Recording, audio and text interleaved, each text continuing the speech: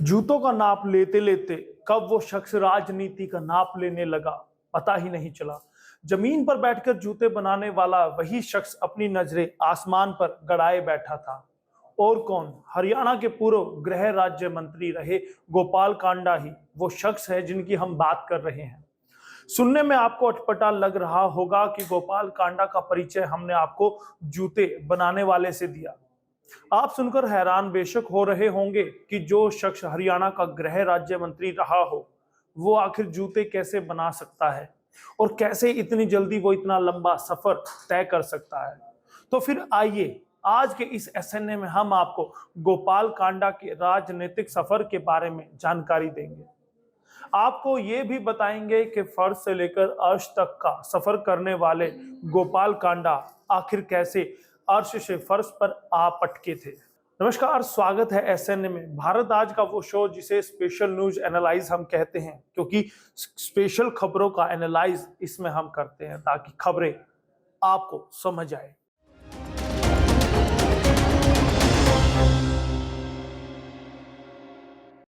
हरियाणा की राजनीति की जब भी बात आती है तब गोपाल कांडा का नाम आ ही जाता है। ये एक ऐसी शख्सियत है जो चर्चित और विवादित दोनों है। उनके जीवन की कहानी किसी फिल्म से कम नहीं रही है। एक छोटे से दुकानदार से लेकर एयरलाइंस के मालिक बनने तक का कांडा का सफर काफी अनोखा रहा।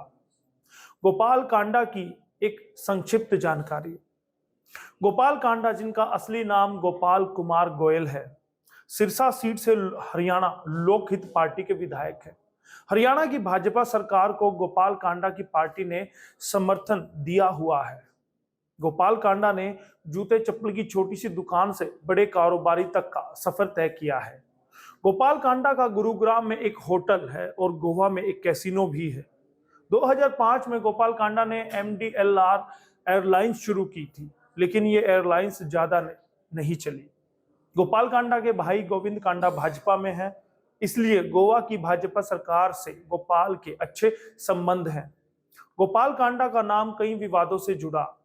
क्रिकेटर अतुल वासनी से मारपीट का मामला हो, अप्रैल 2010 में सिरसा में इंडियन नेशनल लोक दल के नेता की पिटाई का मामला हो, साल 2010 में गैंग रेप का मामला हो, लेकिन इन सब में सबसे बड़ा विवाद रहा एयर होस्टेस गीतिका सुसाइड का मामला। कैसे पड़ा कांडा सरनेम? 54 साल के गोपाल कांडा का पूरा नाम गोपाल गोयल कुमार कांडा है, जो हरियाणा के सिरसा जिले में स्थित बिलासपुर गांव के मूल निवासी हैं। उनके पूर्वज यहीं के एक बाजार में सब्जी की तौल का काम किया करते थे। यहीं से उन्हें कांडा सरनेम मिल गया। ऐसा इसलिए क्योंकि लोहे के बाट को स्थानीय भाषा में या ग्रामीण भाषा में कांडा कहा जाता है। हालांकि उनके पिता मुरलीधर कांडा ये काम नहीं करते थे, वह जिले के एक अच्छे वकील थे। जब गोपाल कांडा को मांगना पड़ा था चंदा, जी हां, गोपाल कांडा ने अपनी जिंदगी में संघर्ष का समय भी देखा है। जब कारोबार के लिए गोपाल कांडा ने चंदा मांगा था, कहा जाता है कि वह जूते बनाने का कारोबार करते थे, जो कि विफल हो गया था, जिसके चलते गोपाल कांडा पर काफी कर्जा भी हो गया था। इसके बाद उन्होंने म्यूजिक शॉप खोली, लेकिन वो भी नहीं चली। रिपोर्ट के अनुसार उन्होंने जूते का शोरूम भी खोला, लेकिन पैसे की तंगी के कारण 100 रुपए का चंदा एकत्रित किया गया था। कहा जाता है कि उन्होंने टीवी रिपेयरिंग और इलेक्ट्रीशियन तक का काम भी किया था, लेकिन उनका जूते का कारोबार काफी आगे बढ़ा।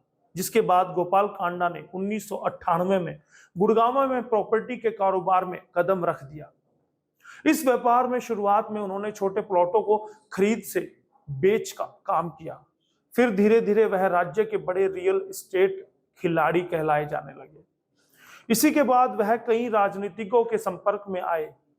यहां से राजनीति का सफर परवान चढ़ा। पिता के नाम पर चलाई थी एयरलाइंस कंपनी। गोपाल कांडा ने अपने वकील पिता मुरलीधर लखराम के नाम पर MDLR के नाम से एयरलाइंस कंपनी शुरू की थी। लेकिन इन सब में बड़ी बात तो यह है कि MDLR एयरलाइंस के बही खातों में भ्रष्टाचार की भरमार थी, जिसके बाद कांडा के हवाई सपने हवाई ही हो गए। मुश्किल से 2 साल चलने के बाद कांडा की हवाई कंपनी जमीन पर धड़ाम हो चुकी थी। गीतिका आत्महत्या मामले ने इसके ताबूत में आखिरी कील गाड़ने का काम किया।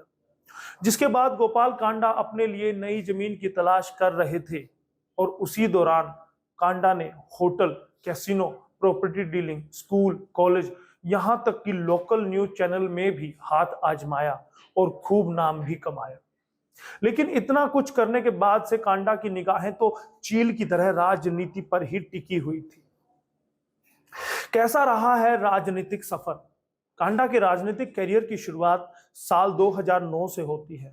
इस साल उन्होंने इनेलो के टिकट नहीं मिला, जिसके कारण उन्होंने निर्दलीय उम्मीदवार के तौर पर चुनाव लड़ा। वह 6000 से अधिक वोटों से चुनाव जीत गए थे। इस जीत ने उनकी तकदीर को बदल दिया। वह राजनीति के किंग मेकर बन गए। इसके बाद से कांडा राजनीति के एक मुख्य चेहरे बनकर उभरे। वह हरियाणा के गृह राज्य मंत्री बने थे। बाद में वह शहर निकाय, वाणिज्य और उद्योग मंत्री भी बने। हालांकि साल 2012 में गीतिका शर्मा मामले के सामने आने के बाद उन्हें इस्तीफा देना पड़ा था। इसके बाद कांडा को गिरफ्तार भी किया गया, लेकिन वह साल 2014 में ही जेल से बाहर भी आ गए। जेल से रिहा होने के बाद गोपाल कांडा ने लोकहित पार्टी की स्थापना की। कांडा ने साल 2014 में भी चुनाव लड़ा, लेकिन वो चुनाव हार गए थे। फिर 2019 चुनाव लड़ा और इस बार वे चुनाव जीते। सिरसा से 602 वोटों के अंतर से उन्होंने जीत दर्ज की थी। हरियाणा में सरकारों के संकट मोचन बने हैं गोपाल कांडा। जी हां, गोपाल कांडा हरियाणा की राजनीति में 2 बार संकट मोचन की भूमिका निभा चुके हैं। यानी कि जब भी हरियाणा में किसी पार्टी का पेच फंसा तो फिर गोपाल कांडा ने उस पेच में नट बोल्ट कसने का काम किया था। साल 2019 में जहां गोपाल कांडा ने भाजपा जजपा गठबंधन सरकार को समर्थन दिया था, तो वहीं उन्होंने 2009 में भी ऐसा ही किया था, जब भूपेंद्र हुड्डा की अगुवाई में कांग्रेस को 40 के आंकड़े पर आकर अटक गई थी और ओम प्रकाश चौटाला की इनेलो 31 पर अटकी हुई थी। तब 2009 में भी गोपाल कांडा विधायक बने थे और उन्होंने भूपेंद्र हुड्डा के लिए निर्दलियों का समर्थन जुटाया था। गोपाल कांडा की अगुवाई में कुल 7 विधायक तब कांग्रेस के समर्थन में आ गए थे। वहीं हरियाणा जनहित कांग्रेस के 6 विधायकों ने भी हुड्डा को समर्थन का ऐलान कर दिया था। जिसके बाद गोपाल कांडा को भूपेंद्र सिंह हुड्डा के मंत्रिमंडल में जगह मिली थी। गोपाल कांडा को तब राज्य में गृह राज्य मंत्री बनाया गया था। तो वहीं 2019 के विधानसभा चुनाव के दौरान भी गोपाल कांडा ने अपना इतिहास को दोहराते हुए फिर से जीत दर्ज की। गोपाल कांडा के भाई ने ऐलान किया कि हम अपने साथ 5 से 6 विधायक लाए हैं और कुछ ऐसा ही हुआ भी। गोपाल कांडा के समर्थन के ऐलान के बाद 6 अन्य निर्दलीय विधायक भी बीजेपी के साथ खड़े नजर आए। यानी भाजपा के पास 40 + 7 47 विधायकों का समर्थन हो गया था। पार्टी बदलते चढ़े राजनीति की सीढ़ी। जी हां, गोपाल कांडा लगातार पार्टी बदलते हुए राजनीति की सीढ़ी चढ़ते गए। सफर की शुरुआत बेशक जूते की एक दुकान से हुई। फिर 1996 में उन्होंने प्रॉपर्टी के कारोबार में कदम रखा और उसके बाद कामयाबी कदम चूमती चली गई। आगे के 15 साल में वह फर्श से अर्श तक जा पहुंचे। हरियाणा में इंडियन नेशनल लोकदल के मुख्यमंत्री ओम प्रकाश चौटाला का उन्होंने साथ दिया। फिर उसके बाद कांडा ने 2004 में पलटी मारी और कांग्रेस की सरकार बनते ही कांग्रेस के साथ हो लिए। इसके बाद उनका कारोबार दिन दूनी रात चौगुनी तरक्की करता चला गया। MDLR एयरलाइंस तो नहीं चली, लेकिन शॉपिंग मॉल और गोवा के होटल में कैसीनो, स्कूल, यूनिवर्सिटी और न्यूज चैनल चलते रहे। दौलत के साथ साथ सियासी हैसियत भी बढ़ती चली गई। दबंगई इस कदर बढ़ गई कि संपत्ति की जांच करने आए आयकर विभाग के अफसरों तक को पीट दिया था। क्या था गीतिका मर्डर मामला? गीतिका शर्मा गोपाल कांडा की MDLR कंपनी में एयर होस्टेस थी। खबरों के मुताबिक गोपाल कांडा के साथ गीतिका का प्रेम प्रसंग था। वो शादी करना चाहती थी, लेकिन गोपाल कांडा पहले से ही शादीशुदा थे। लिहाजा गोपाल कांडा ने गीतिका से शादी से इनकार कर दिया था। इसके बाद अगस्त 2012 में गीतिका ने आत्महत्या जैसा खौफनाक कदम उठा लिया। मौत से पहले लिखी चिट्ठी में गीतिका ने गोपाल कांडा पर शारीरिक शोषण, आत्महत्या के लिए उकसाने और धोखाधड़ी के आरोप लगाए थे। सुसाइड नोट की वजह से दिल्ली पुलिस ने गोपाल कांडा के खिलाफ केस दर्ज किया। गिरफ्तारी हुई और गोपाल कांडा को मंत्री पद तक छोड़ना पड़ा था।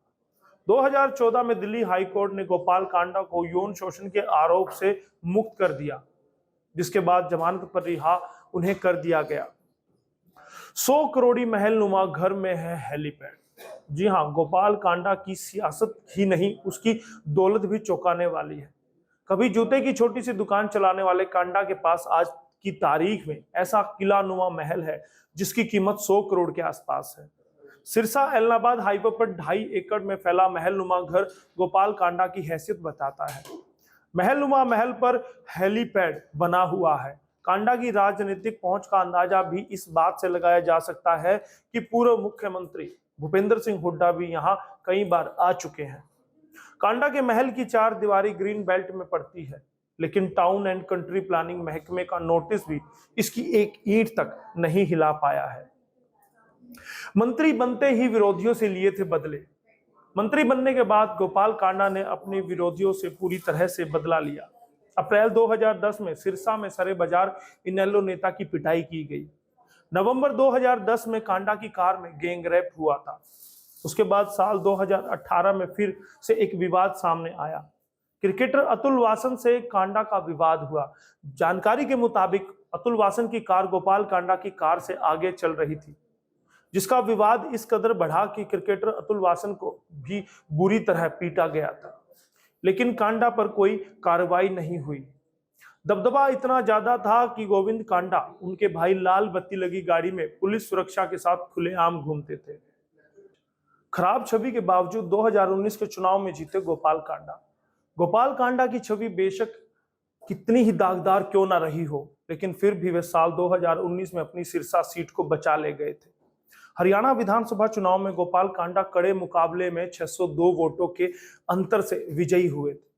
लिहाजा गोपाल कांडा ने बीजेपी को समर्थन देने का ऐलान किया था और उसके बाद से वो सरकार के विश्वास पात्र बने हुए हैं। अक्सर मुख्यमंत्री मनोहर लाल खट्टर की शान में कसीदे पढ़ते हुए अक्सर उन्हें देखा जा सकता है। तो कैसा लगा आज का ये एसएनए, हमें जरूर बताइएगा और बताइएगा गोपाल कांडा पर आपकी क्या राय है। बहुत बहुत धन्यवाद एसएनए के लिए। मैं यशपाल कंचन। खास खबर हो या सवाल आपका, हम आपको दिखाएंगे विश्वसनीय खबर। इसीलिए हमारे सभी पेजों को कर लीजिए लाइक, शेयर और सब्सक्राइब, ताकि हर खबर पहुंचे आप तक सबसे पहले। खबर की धड़कन समझते हैं हम, हालात की संजीदगी जानते हैं हम। एहसास है देश और दुनिया देख रही है हमें। जिम्मेदारी जितनी शासन की, उतनी आम हिंदुस्तानी की, क्योंकि हम हैं भारत आज सबसे आगे।